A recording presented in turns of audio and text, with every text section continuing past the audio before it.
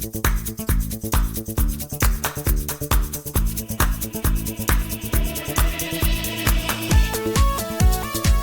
Hello friends, நான் உங்க SKA பேசுறேன். 110 கோடி ஒரு வருடத்துக்கு நேற்று தமிழ்நாடு அரசு பட்ஜெட்ல எழுதிய புதிய நம்பர் இது. ஆனா ஃப்ரெண்ட்ஸ், இது ஒரு புதிய செலவு கிடையாது. இந்த பணம் 20 வருடமாக வசூல் ஆகிட்டே இருந்த பணம். எந்த பட்ஜெட்லையும் இல்லாம, எந்த ஆடிட்லையும் இல்லாம, எந்த ரசீதுலையும் இல்லாம ஒரு அரசே நடத்தின இந்தியாவிலேயே ரேரான ஒரு ஆஃப் த புக்ஸ் வரி வசூல், ஒரு டாக்ஸ் கலெக்ஷன் அப்படின்னு சொல்லலாம். நேத்து நம்ம அரசு இந்த அறிவிப்பை அனௌன்ஸ் பண்ணாங்க. மீடியா எல்லாமே இதை டாஸ்மாக் சம்பள உயர்வு அப்படின்னு மிக நல்ல செய்தியாக ரிப்போர்ட் பண்ணிக்கிட்டே இருக்காங்க. இப்பவும் நடந்துகிட்டே இருக்கு. ஆனா நான் அந்த அறிவிப்பை லைன் பை லைனா படிச்சப்ப எனக்கு தெரிகிற விஷயங்களே வேற. இது சம்பள உயர்வு கிடையாது மை டியர் ஃப்ரெண்ட்ஸ். இது ஒரு ஒப்புதல் வாக்குமூலம். 20 வருட சிஸ்டமே, அந்த சிஸ்டத்தையே இப்போ அரசு ஒத்துக்கிற ஒரு அட்மிஷன். அந்த அட்மிஷன் என்ன, அதுக்கு பின்னாடி இருக்கிற டிசைன் என்ன, இந்த வீடியோ முடியும் போது நீங்களே ஒரு கேள்விக்கு பதில் சொல்லுவீங்க. இந்த வசூல் உண்மையிலேயே நிற்குமா, இல்லைன்னா தொடருமா?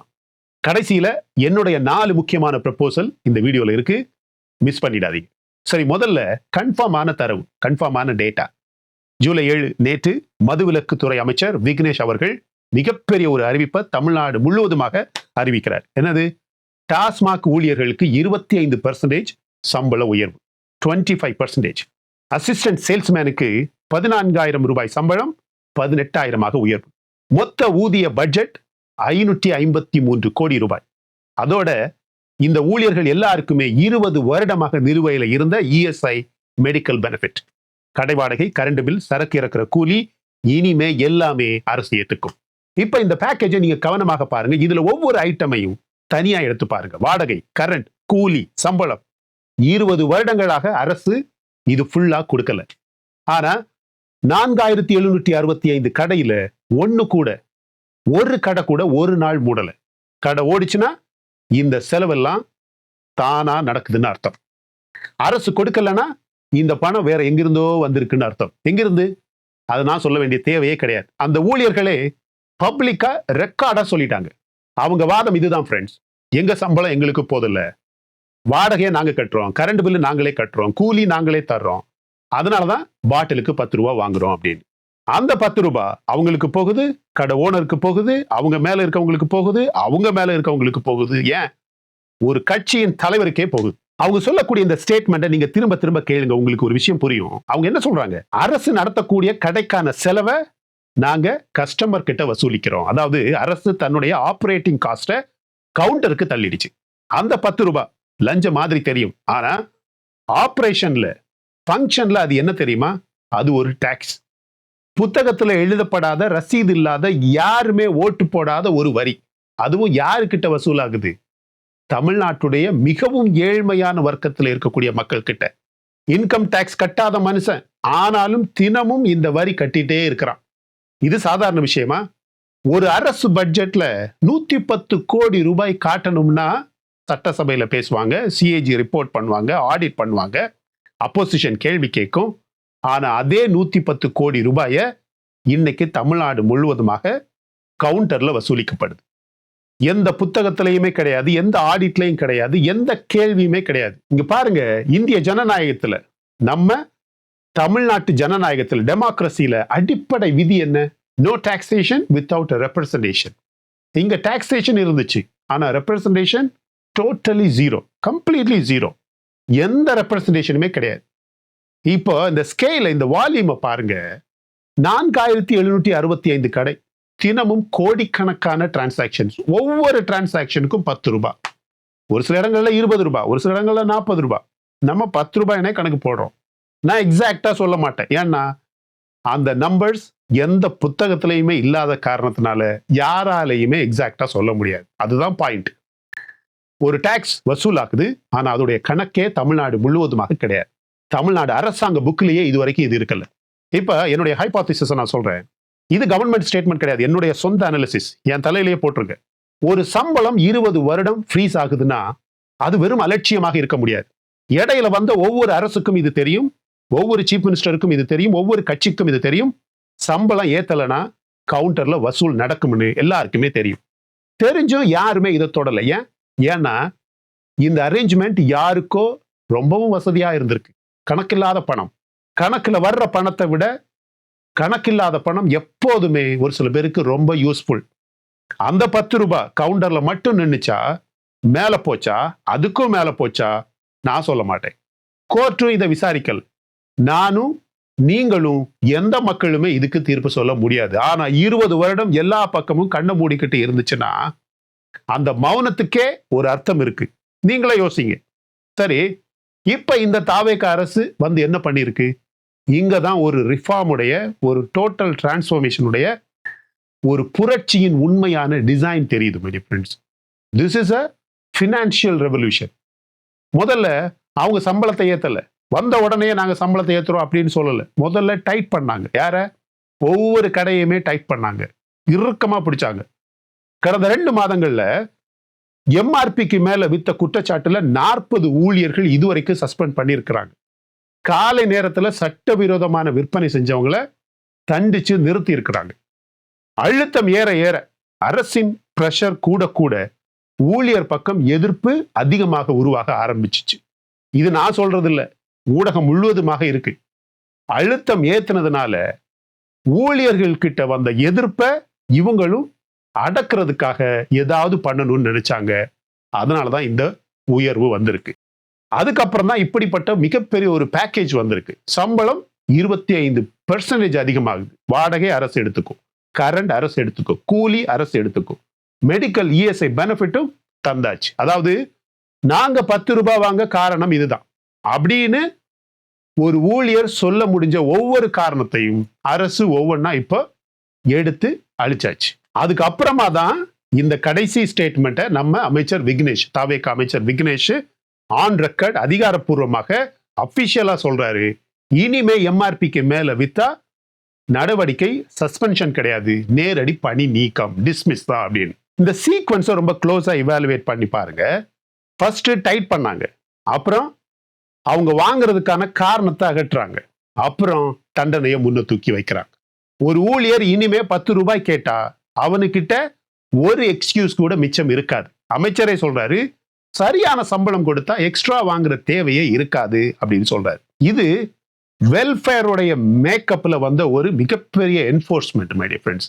வெல்ஃபேர் அப்படிங்கிற ஒரு ஆடையில வந்த, ஒரு ட்ரெஸ்ல வந்த மிகப்பெரிய ஒரு என்ஃபோர்ஸ்மெண்ட். இப்போ இந்த ஒரு நகர்வை கடந்த 2 மாதங்கள்ல நடந்த மற்ற நகர்வுகள் கூட வச்சு கம்பேர் பண்ணி பாருங்க. 717 கடைகளை மூடினாங்க. 276 கடைகள் கோயில், மசூதி, சர்ச் பக்கம், 255 கடைகள் பஸ் ஸ்டாண்டு பக்கம், மீதி ஸ்கூலு, காலேஜ் அப்படி இப்படின்னு ஆங்காங்கே இருந்த கடைகள். காலை நேர விற்பனை மொத்தமாக நிறுத்தம். 2320 bar licence my dear friends. Tamil Nadu முழுவதுமாக 2320 பார் லைசன்ஸ். புது டெண்டர் வர்ற வரைக்கும் தான் எக்ஸ்டென்ஷன். அப்புறம் ஃப்ரெஷ்ஷா டெண்டர் போட்டா மட்டும்தான் அந்த லைசன்ஸ் அவங்களுக்கு கண்டினியூ பண்ண முடியும். இப்போ இந்த சம்பள பேக்கேஜ், இந்த 4 விஷயங்களுமே தனித்தனி செய்திகளோ தனித்தனி நியூஸோ கிடையாது. இது ஒரு டோட்டல் ஆபரேஷன். அந்த ஆபரேஷன்ல 4 ஸ்டேஜஸ். டாஸ்மாகை சுத்தி 20 வருடமாக வளர்ந்த இன்ஃபார்மல் எக்கானமி, இன்ஃபார்மல் பொருளாதாரம், கணக்கில்லாத 10 ரூபாய், கணக்கில்லாத நேரம், கணக்கில்லாத இடம், பழைய டெண்டர் பிடி, ஒவ்வொன்னா ஃபார்மல் கணக்குக்குள்ள இப்ப வர ஆரம்பிச்சிருக்கு. மறைமுக வரி வெளிப்படையான பட்ஜெட் லைனா மாறுது. 110 கோடி ரூபாய்ன்னு இப்ப ஒரு நம்பர் இருக்கே, அது இத்தனை நாளா எங்க இருந்தது? கவுண்டர்ல மறைஞ்சு போன அதே பணம் தான் இன்னைக்கு பினான்ஸ்ல காட்டப்படுது. இப்பதான் புத்தகத்துக்குள்ளேயே வந்திருக்கு. அவ்வளவுதான் வித்தியாசம். ஆனா ஜனநாயகத்துல அந்த அவ்வளவுதான் அப்படின்னு சொல்றோம்ல, அதுதான் எல்லாமே. புத்தகத்துல இருக்கிற பணத்தை யார் வேணும்னாலும் கேள்வி கேட்கலாம். ஆனா கவுண்டர்ல போற பணத்தை யாருமே கேள்வி கேட்க முடியாது. அதனாலதான் இந்த மேல மேல மேல அப்படின்னு இருந்தாங்கல்ல, காலம் காலமாக அந்த பணத்தை புத்தகத்துக்கு கொண்டு வராம கவுண்டர்லயே வச்சுக்கிட்டு இருந்தாங்க. ஆனா இங்க 3 முக்கியமான விஷயங்களை நான் சொல்லி ஆகணும். ஒண்ணு, இந்த 20 years salary freeze, 20 வருட ஃப்ரீஸ் ஒரு கட்சியுடைய பாவமா அப்படின்னு கேட்டா அது ஒரு கட்சியுடைய பாவம் கிடையாது. அந்த 20 வருடங்கள்ல திமுகவும் ஆண்டு இருக்கு, அதிமுகவும் ஆண்டு இருக்கு. 2 பேருமே இந்த அரேஞ்ச்மெண்ட்டை தொடாம விட்டுட்டாங்க. இது ஒரு சிஸ்டத்துடைய பழக்கம். அதை நேர்மையா நாம எல்லாருமே ஒத்துக்கணும். 2வது விஷயம், டிரெக்டிவ் வேற, டெலிவரி வேற. அதாவது செக்ரட்டேரியட்ல, தலைமைச் செயலகத்துல டிஸ்மிசல் முடிஞ்சது, இனிமே இது நடக்காது அப்படின்னு ஆர்டர் கொடுக்கறது சொல்றது ரொம்ப ஈஸி. ஆனா ஒரு தொலைதூர கடையில 6 மாசம் கழிச்சு சனிக்கிழமை ராத்திரி கியூ நீளமா இருக்கும்போது கவுண்டர்ல 10 ரூபாய் திரும்ப வருமா வராதா? அதுதான் உண்மையான டெஸ்ட். அதாவது ஆர்டருங்கிறது, கவர்மெண்ட்டுடைய ஆர்டருங்கிறது ஒரு பேப்பர்ல இருக்கக்கூடிய விஷயம். ஆனா பழக்கத்தை மாத்துறதுங்கிறது அந்த பேப்பர் மட்டும் போதாது. அதனால அதுக்கான எல்லா நடவடிக்கைகளையுமே தொடர்ந்து எடுத்துக்கிட்டே இருக்கணும், கண்டினியூட்டி இருக்கணும். 3வது முக்கியமான விஷயம், கஜானா காலின்னு 13 லட்சம் கோடி ஒயிட் பேப்பர் போட்ட அரசு ஒரு நிரந்தரமாக 110 கோடி ரூபாய்க்கான பில்ல தன்னுடைய தலையில எடுத்துக்குது. இந்த பெட், இந்த சேலஞ்ச் உண்மையிலேயே வேலை செய்யணும்னா ஃபார்மல் விற்பனையால வரக்கூடிய ரெவென்யூ தொடர்ந்து ஏறிக்கிட்டே இருக்கணும். ஏறலைன்னா அந்த மறைமுகமான வரி போச்சு. வெளிப்படையான சுமை மட்டும்தான் அரசாங்கத்துக்கு மிச்சம். சரி ஃப்ரெண்ட்ஸ், விமர்சனம் பண்ணணும் அப்படின்னு நாம இங்க இல்லை. இந்த ரிஃபார்ம் முழுசாக வெற்றி பெறணும்னா என்ன பண்ணணும்? நாம 4 நல்ல ப்ரொபோசல்ஸ் கொடுக்கிறோம். இது நம்ம அரசு கேட்குதோ இல்லையோ, அவங்க காது கேட்டுதோ இல்லையோ, ஆனா நம்ம வீடியோல ரெக்கார்ட்ல இருக்கும், வரலாற்றுல இது இருக்கும். ப்ரொபோசல் நம்பர் 1, டிஜிட்டல் பேமெண்ட்டை வந்து மேண்டேட்டரியா ஆக்கணும். ஒவ்வொரு டாஸ்மாக் கடையில UPI, QR code scan, exact MRP, automatic receipt. 10 ரூபாய் எக்ஸ்ட்ரா வாங்கணும்னா கேஷ் தான் வேணும். கேஷை கணக்குக்குள்ள கொண்டு வந்தா வசூலுடைய ஆதாரமே அழிஞ்சிடும். புரியுதா? கேஷ் வச்சிருந்தாலே ஊழல் தானாகவே நடந்துடும். கர்நாடகால MSIL அவுட்லெட்ஸ் அப்படின்னு ஒன்று இருக்கு. அங்க இந்த சிஸ்டம் ஏற்கனவே நடக்குது. கேஷே கொண்டு போக முடியாது. கர்நாடகாவில் முடியுதுன்னா தமிழ்நாட்டால முடியாதா? Proposal 2, independent price audit. மாதம் ஒவ்வொரு டிஸ்ட்ரிக்ட்லையும் ரேண்டமா 50 கடையை சூஸ் பண்ணி, ஏற்கனவே உலக அளவில் மிஸ்டரி கஸ்டமர் மாடல் அப்படின்னு ஒன்று இருக்கு. மார்க்கெட் ரிசர்ச் கம்பெனிஸ் பொதுவாகவே ஃபாலோ பண்ணக்கூடிய ஒரு டெக்னிக். வாங்கினவர் யாருன்னு கடைக்கு தெரியாது, ஆனா ரிப்போர்ட் நேரா ஃபினான்ஸ் டிபார்ட்மெண்ட்டுக்கு போகும். எக்ஸைஸ் டிபார்ட்மெண்ட்டுக்கு கிடையாது, ஃபினான்ஸ் டிபார்ட்மெண்ட்டுக்கு போகும். தன்னையே தானே ஆடிட் பண்ற எந்த சிஸ்டமுமே உலகத்துல எங்கேயுமே வேலை செய்யாது. அதனால மாதம் அல்லது குவார்ட்டருக்கு குவார்ட்டர் ரிப்போர்ட்டிங் நேரா ஃபினான்ஸ் டிபார்ட்மெண்ட்டுக்கு போற மாதிரி இருக்கணும். Proposal 3, whistle blower reward. 10 ரூபாய் எக்ஸ்ட்ரா கேட்டா ஒரு டோல் ஃப்ரீ நம்பர், ஒரு வாட்ஸ்அப் பாட், கம்ப்ளைண்ட் ப்ரூவ் ஆனா கம்ப்ளைண்ட் பண்றவருக்கு பிரைஸ் ரிவார்ட். அதாவது என்போர்ஸ்மெண்ட்டை மேல இருந்து கீழே இறக்குறதுக்கு பதிலா ஒவ்வொரு கஸ்டமரையும் ஆடிட்டரா மாத்துறோம். டாப் டவுன் அப்ரோச் இல்லாம பாட்டம் அப் அப்ரோச். 4765 கடைக்கு தமிழ்நாடு முழுவதுமாக இன்ஸ்பெக்டர் அனுப்ப முடியாது. ஆனா கோடிக்கணக்கான கஸ்டமர்ஸ் ஆல்ரெடி ஆங்காங்க இருக்காங்க, தமிழ்நாடு முழுவதுமாக இருக்காங்க. அதனால அவங்களையே ஆடிட்டரா மாத்தணும், குவாலிட்டி செக் பர்சனா மாத்தணும். ப்ரொபோசல் 4, இதுதான் ரொம்ப முக்கியமான விஷயம் my dear friends. Quarterly revenue transparency report. TASMAC உடைய மாதாந்திர விற்பனை, ரெவென்யூ, பெர் பாட்டில் ரியலைசேஷன் ஒரு பப்ளிக் டேஷ்போர்ட்ல வைக்கணும். ஏன்? இந்த மொத்த ரிஃபார்முடைய ஸ்கோர் போர்டே அதுதான். விலையை ஏத்தாம, விற்பனையை பெருசா மாத்தாம, ரெவென்யூ மட்டும் ஏறுதா? அப்படி ஏறுச்சுன்னா அர்த்தம் ஒரே ஒரு விஷயம்தான். என்ன அர்த்தம்? இத்தனை நாள் கவுண்டர்ல மறைஞ்ச பணம் இப்ப கஜானாவுக்கு வர ஆரம்பிச்சிருக்குன்னு அர்த்தம். அந்த நம்பரையே மறைச்சா ரிஃபார்ம் நடக்கலன்னு அர்த்தம். என்னையே நீங்க கோட் பண்ணுங்க, அடுத்த 4 குவார்ட்டர்ல டாஸ்மாக் ரெவென்யூ நம்பர்ஸ் தான் இந்த கதையுடைய உண்மையான தீர்ப்பாக இருக்கும். இவங்க பண்ணியிருக்கக்கூடிய இந்த ரிஃபார்முடைய உண்மையான விளைவாக, அவுட்கமாக இருக்கும். நாம் அதை ஃபாலோ பண்ணிட்டே இருப்போம். அந்த நம்பர் வந்ததுமே இங்க வந்து சொல்லுவோம். திருவள்ளுவர் 2000 வருஷத்துக்கு முன்னாடியே சொல்லிட்டாரு, வேலோடு நின்றான் இடுவென்றது போலும் கோலோடு நின்றான் இரவு அப்படின்னு. அதிகாரம் கையில இருக்கிறவன் முறையில்லாம கொடுன்னு கேட்கறது, ஏதாவது ஒரு வேலு வாளு கத்திய வச்சு வழிபறி பண்றதுக்கு, திருடுறதுக்கு சமம் அப்படின்னு சொல்றார். வள்ளுவர் சொல்றது என்னது? வசூல் பண்றது தப்பு இல்லை, வரியை பற்றி அவரே பேசியிருக்கிறார். ஆனா முறையில்லாம வசூலிப்பதுதான் தப்பு. அரசுக்கு பணம் வேணும் தான், ஆனா அது ரசீதோடு, புத்தகத்தோடு, கேள்விக்கு பதில் சொல்லக்கூடிய முறையோட அந்த பணம் வரணும், அந்த கலெக்ஷன் நடக்கணும். கவுண்டர்ல இருந்த 10 ரூபாய் புத்தகத்துல 110 கோடியாக இன்னைக்கு மாறி இருக்கு. வள்ளுவர் விதித்திருந்த அந்த முறைக்குள்ளேயே 20 வருடம் கழிச்சு ஒரு வசூல் இப்பதான் நுழைஞ்சிருக்கு. நீங்களே சொல்லுங்க ஃப்ரெண்ட்ஸ், 6 மாதம் கழிச்சு இந்த 10 ரூபாய் நிற்குமா இல்லைன்னா தொடருமா? உங்க ஆனஸ்ட் ஒப்பீனியனை கமெண்ட்ல எழுதுங்க. இன்னொன்னு, உங்க அனுபவத்துல இந்த புத்தகத்துல இல்லாத மாதிரியான வசூல் வேற எந்த துறையில இருக்கு, நீங்க எங்க பாக்குறீங்க அதையும் எழுதுங்க.